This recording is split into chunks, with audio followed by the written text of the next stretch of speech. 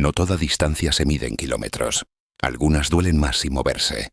La frase parece sencilla, casi obvia, pero encierra una grieta silenciosa, una fisura que no se ve desde fuera y que, sin embargo, organiza la vida interior de millones de personas. Hay distancias que no se recorren con pasos ni con mapas. Distancias que no se reducen viajando ni regresando. Distancias que permanecen incluso cuando todo parece cerca. Pausa. Existe un tipo de lejanía que no separa cuerpos, sino sentidos. No separa lugares, sino tiempos internos.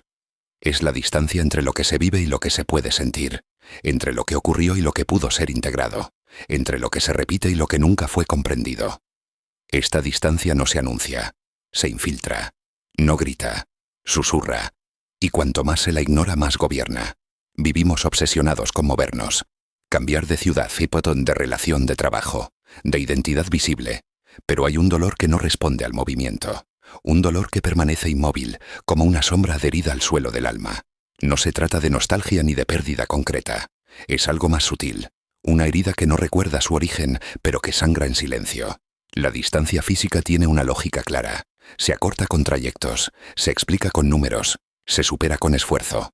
La otra distancia, en cambio, se expande precisamente cuando intentamos huir de ella, porque no está fuera, está dentro, y no pide desplazamiento sino atención. Hay dolores que no duelen como dolor, se presentan como cansancio crónico, como irritación sin causa, como una ansiedad que no encuentra objeto. Son heridas que no se reconocen como tales porque fueron normalizadas, aprendidas, convertidas en parte del paisaje psíquico. La mente las cubre con máscaras funcionales. Productividad, humor, cinismo, eficiencia. Pero la sombra sigue ahí. Desde lo psicológico, esta distancia nace cuando algo no pudo ser simbolizado. Cuando una experiencia fue demasiado intensa, demasiado temprana o demasiado negada. El psiquismo, para sobrevivir, separa, aísla, empuja al fondo. No destruye la experiencia, la encapsula. Y lo encapsulado no desaparece, se transforma en eco. Ese eco se manifiesta en la repetición, no como recuerdo, sino como patrón. Repetimos vínculos, decisiones, sabotajes, silencios. Creemos elegir libremente, pero muchas veces obedecemos a una herida antigua que exige ser vista, no para ser revivida, sino para ser comprendida. Lo no integrado no se queda quieto. Insiste, la distancia interior no se mide en años ni en recuerdos claros. Se mide en desconexión, en la incapacidad de habitar plenamente el presente, en la sensación de estar siempre llegando tarde a uno mismo, de vivir con una fracción de la propia energía, como si algo esencial hubiera quedado atrás, pero sin saber dónde. Filosóficamente, esta distancia toca el núcleo de la existencia. No somos solo lo que hacemos, sino también lo que evitamos sentir. La identidad no se construye únicamente por afirmación, sino por negación. Cada máscara social es una solución provisional al miedo de mirar el abismo interior. Pero toda máscara, por sofisticada que sea, exige un precio. Ese precio es la fragmentación. Cuando la vida se organiza alrededor de lo que debe mostrarse, lo que no encaja se exilia. La sombra se vuelve un territorio prohibido. Y cuanto más se la reprime, más poder adquiere. No como monstruo externo, sino como sabotaje interno. Como una fuerza que desgasta desde dentro. La distancia que no se mueve duele porque inmoviliza. No paraliza el cuerpo, sino el sentido. Se puede funcionar perfectamente y aún así sentir que algo esencial falta. No es vacío, es desconexión. No es tristeza, es opacidad. Una vida vivida en modo automático, donde el silencio interior se confunde con paz. En la práctica cotidiana, esta distancia se alimenta de la prisa. La cultura contemporánea ha convertido la atención en un recurso explotable. Saltamos de estímulo en estímulo, de pantalla en pantalla, de tarea en tarea. No hay espacio para la digestión psíquica. No hay tiempo para que el sentido emerja. Todo debe ser inmediato, visible, cuantificable. Pero el alma no funciona así. Lo profundo necesita lentitud, necesita silencio, necesita repetición consciente, no compulsiva. Cuando no se le concede ese espacio, busca otras vías. Aparece como insomnio, como adicción a la distracción, como una inquietud constante que ninguna novedad logra calmar. La distancia interior se vuelve entonces estructural, no es un evento, es un modo de estar en el mundo. Se aprende a vivir sin tocar ciertas zonas. Se desarrolla una viabilidad notable para evitar preguntas incómodas. Se confunde estabilidad con anestesia. Y se llama fortuna a lo que en realidad es negación. La filosofía ha advertido siempre sobre este peligro. Vivir sin examinar. No como ejercicio intelectual, sino como actitud vital.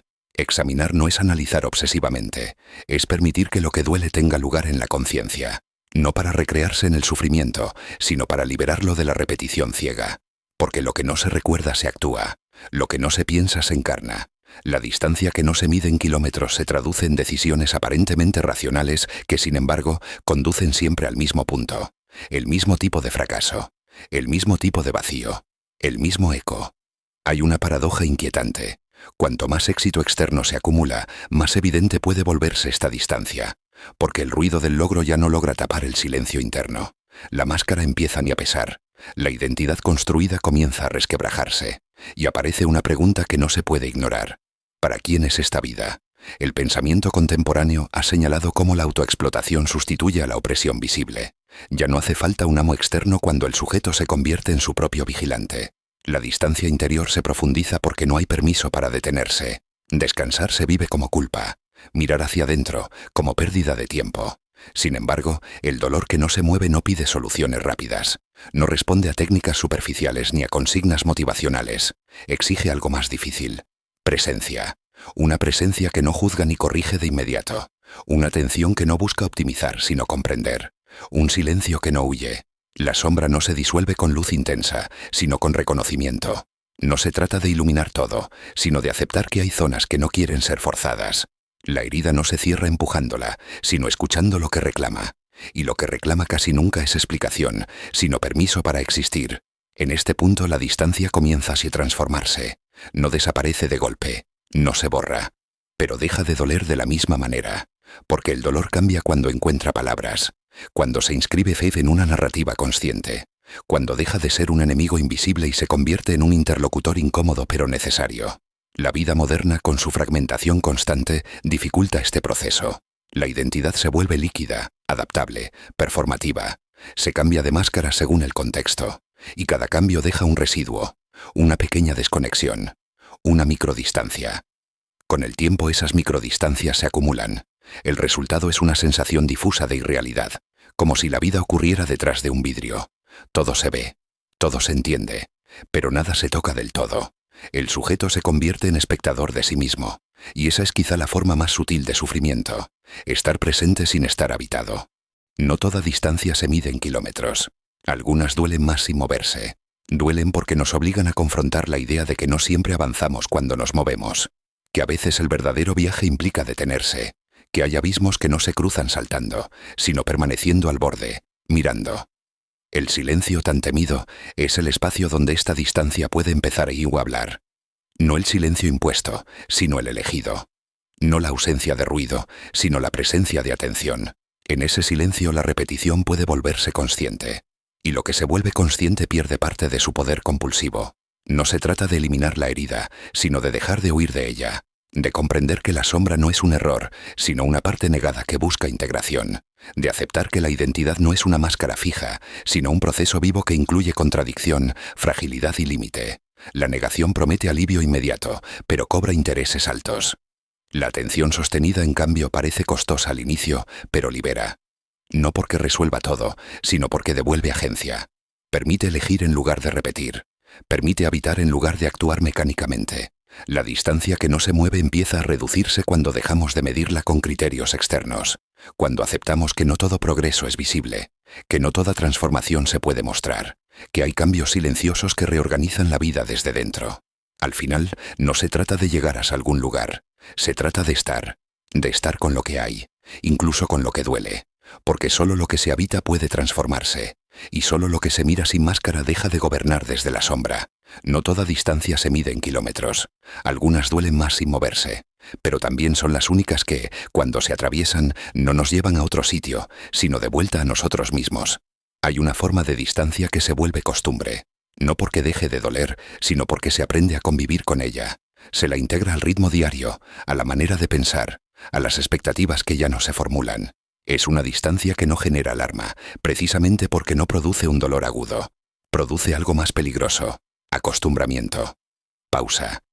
Cuando el malestar se vuelve constante, deja de ser percibido como señal. Se transforma en atmósfera. Y lo atmosférico no se cuestiona, se respira. Así, la herida deja de ser herida y pasa a ser identidad. Así soy, se dice. no como afirmación profunda, sino como renuncia silenciosa. La distancia interior se normaliza y con ella, la reducción de la propia vida. Esta normalización no ocurre por debilidad individual, sino por adaptación. El psiquismo es extraordinariamente hábil para sobrevivir. Si no puede sanar, aprende a funcionar. Si no puede integrar, compartimenta. Y en esa compartimentación surge una falsa estabilidad. Todo parece en orden, pero algo esencial está congelado. La filosofía Moindo Teish ha intuido siempre que el mayor peligro no es el sufrimiento explícito, sino la pérdida de sensibilidad ante él. Cuando ya no se siente la distancia, cuando ya no se formula la pregunta, cuando ya no se percibe el eco, la vida se vuelve administrable, pero no significativa. Se optimiza, pero no se habita. La distancia que no se mueve también se manifiesta como incapacidad de desear con claridad. No falta deseo, sobra confusión. Se desea lo que se espera que sea deseable. Se persiguen metas heredadas, narrativas prestadas, ideales que prometen plenitud futura a cambio de desconexión presente. La fortuna se redefine como acumulación, no como sentido. En este contexto, el silencio resulta amenazante, porque en el silencio no hay instrucciones externas, no hay métricas, no hay aprobación inmediata. El silencio confronta, y confronta precisamente con esa distancia que se han aprendido a ignorar. Por eso se lo llena, de ruido, de información, de entretenimiento, de opinión constante. La atención fragmentada no es solo un problema cognitivo, es un síntoma existencial. Cuando la atención no puede sostenerse, la conciencia tampoco. Y sin conciencia sostenida, no hay integración posible. La herida permanece activa pero fuera del campo visual. Opera desde la sombra, dirigiendo elecciones, reacciones y rechazos. Aquí aparece la repetición en su forma más sutil. No como repetición de hechos, sino de estructuras internas. La misma sensación de insatisfacción en contextos distintos. La misma huida ante momentos de quietud. La misma resistencia cuando algo amenaza con volverse demasiado real. La repetición no castiga, insiste. Desde una mirada profunda la repetición no es enemiga, es mensajera. Señala el punto donde la conciencia se detuvo, donde algo no pudo ser elaborado, donde la vida quedó suspendida. Pero escuchar ese mensaje exige una valentía particular, la de no distraerse. La distancia interior también se sostiene mediante narrativas defensivas, ideas rígidas sobre uno mismo, sobre los otros, sobre el mundo.